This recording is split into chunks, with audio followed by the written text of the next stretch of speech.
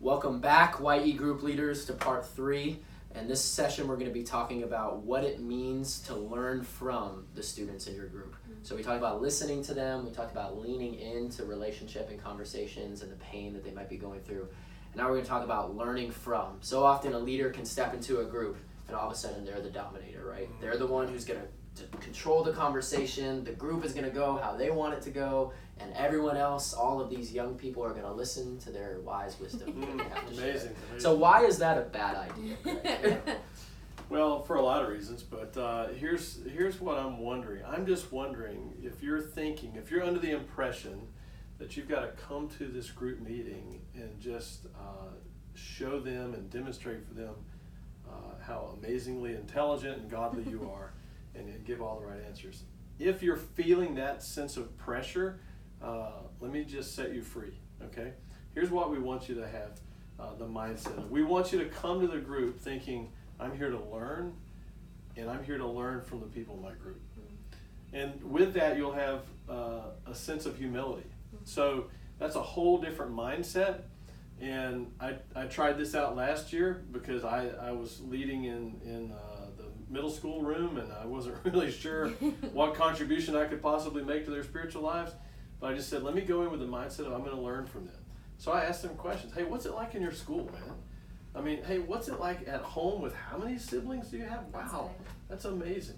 You know, hey, tell me what it's like. I know you've been having some issues, going on with your friend, but what's that like? Let me learn from you. And they sense that you really care. It's here's the thing that I think we need to say. We want full engagement. We want full engagement from the group leader. And so, I don't know, Jess, what would you say to a leader that says, okay, I want to be fully engaged. How do I do that?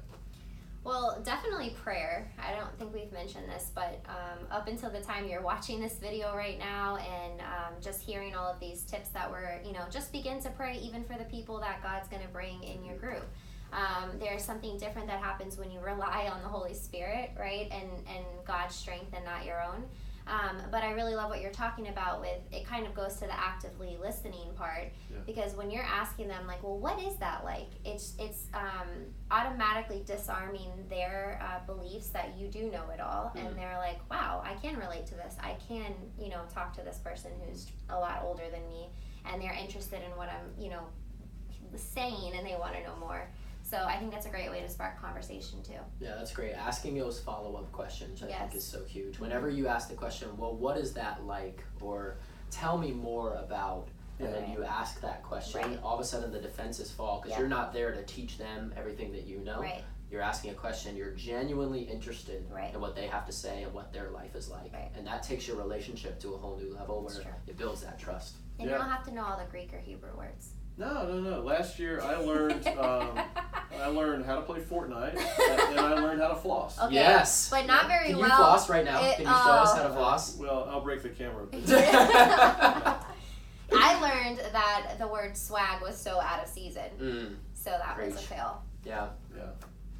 I love that. Learn from. We learn what not to do. Yep, you learn all kinds of new things when you hang out with teenagers. And the most important things that you learn are details about their lives. Ask a lot of follow-up questions to get to know more, to show them that you're not here to just teach them. You're here to learn from them as well. We'll be right back with part 4.